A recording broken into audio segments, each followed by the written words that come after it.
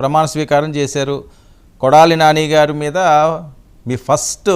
మీ target ఎవరండి రేపు అధికారంలోకి వచ్చాకంటే హోంమంత్రి గారు, అప్పుడు హోంమంత్రి గారు కాదు, కొడాలి నానియే నా ఫస్ట్ టార్గెట్ అన్నారు. అది ఏమైనా అమలు జరుగుతుందా అని పెద్ద ఎత్తున వస్తున్న వార్తలు. ఆయన అరెస్ట్ చేస్తారట, వాలంటీర్సే కేసు పెట్టారట, అలాగే బెజవాడలో కూడా కొన్ని కేసులు ఉన్నాయట ఆయన మీద, అవన్నీ కూడా తవ్వుతున్నారట.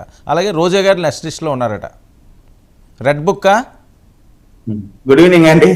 గుడ్ ఈవినింగ్ మీకు, ప్యానల్ సభ్యులకి. అదేవిధంగా ఈరోజు ప్రమాణ స్వీకారం 4వసారి, అంటే గతంలో చేసిన ప్రమాణ స్వీకారం వేరు చంద్రబాబు నాయుడు గారు, ఇది 4వసారి వేరు.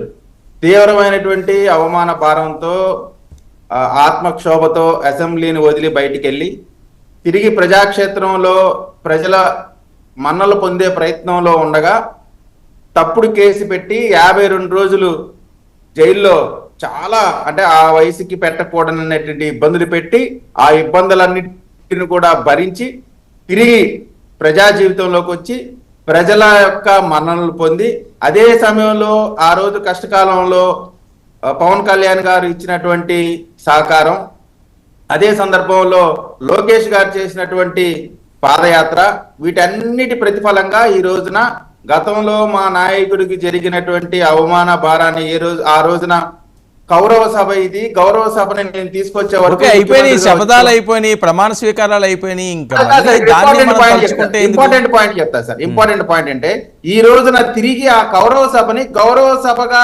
మార్చినటువంటి యథార్థ నిదర్శనాలు మన ముందు ఉన్నాయి.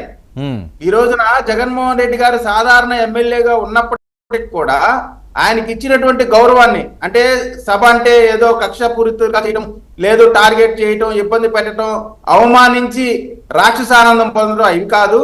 సభ అంటే గౌరవించాలా, సభ్యులకి ఇచ్చే గౌరవం ఇవ్వాలా.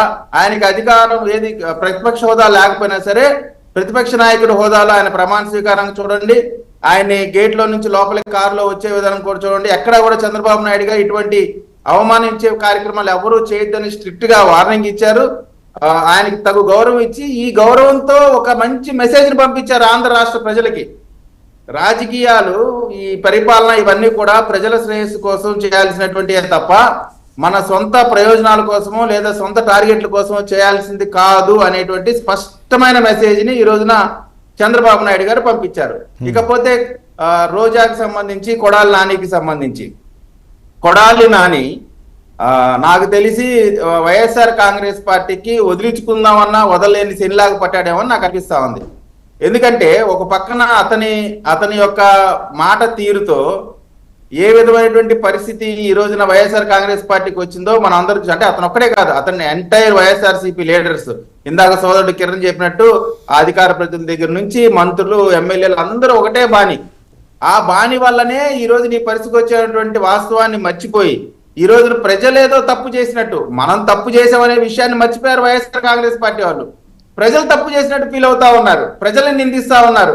మనం చేసిన, సహజంగా ఏ రాజకీయ పార్టీ అయినా ఓడిపోతే మనం ఎక్కడ తప్పు చేసాం, ఎందుకు ప్రజామోదం పొందలేకపోయాం అనే దాని మీద పోస్ట్ మార్టం జరగాలి. కానీ ప్రజలు ఎందుకు తప్పు చేశారని క్వశ్చన్ వేస్తున్నారు పైన నుంచి కింద వరకు. ఇది విచిత్రంగా ఉంది రాజకీయాల్లో. ఇకపోతే వాలంటీర్లకు సంబంధించి ఆ రోజున చంద్రబాబు నాయుడు క్లియర్ గా చెప్పారు, వాలంటీర్ వ్యవస్థకి ఒక అథెంటికేషన్ తీసుకొస్తాం, వారికి ఒక గౌరవం తీసుకొస్తాం, వారిని ఎట్టి పరిస్థితుల్లో కూడా ఇబ్బంది పెట్టము, వారికి కావాల్సినటువంటి గౌరవాన్ని ఖచ్చితంగా ఇచ్చి తీరుతాము. సరే, ఆ వ్యవస్థలో లోపాలు ఉంటే లోపాలను సరిదిద్ది దాన్ని చేస్తామన్న సందర్భంలో వైఎస్ఆర్ కాంగ్రెస్ పార్టీ సంబంధించిన ఎమ్మెల్యే అభ్యర్థులు, ఎక్స్ఎమ్మెల్యేలు, మంత్రులు, వాళ్ళ మీద విపరీతమైనటువంటి, కొంతమంది ఏమో ఓవర్ యాక్షన్ చేశారు, కొంతమంది ఏమో వాళ్ళని బెదిరించారు. మీరు రాజీనామా చేయకపోతే మా గవర్నమెంట్ లో మిమ్మల్ని ఇబ్బంది పెడతామని. ఇక్కడే కాదండి, అటు మంగళగిరిలో నారా లోకేష్ గారి కాన్స్టిట్యూన్సీలో ఆల్ రామకృష్ణారెడ్డి గారి దగ్గర నుంచి ఆంధ్రప్రదేశ్ లో ఉన్న 175 నియోజకవర్గాల్లో జరిగినంతే. ఇది ఒక కొడాలి నానితోనో రోజాతోనో ఆగిద్దని నేను కూడా అనుకోవట్లేదు, రాష్ట్రం మొత్తం జరిగింది కాబట్టి. సో 175 నియోజకవర్గాల్లోనూ వైఎస్ఆర్సీపీ ఎమ్మెల్యేలందరి మీద కేసులు, అరెస్ట్లా? ఆ కేసులు మేము పెట్టాం, కానీ ఆ బాధితులు పెట్టినప్పుడు చట్టం తన పంతాన్ని చేసుకొని పోవాల్సిందే కదా. సో బాధితులు ఎవరెవరు ఉన్నారో వారు కంప్లైంట్ పెడితే అది నిజమని ఎంక్వైరీ తేలితే ఖచ్చితంగా దానికి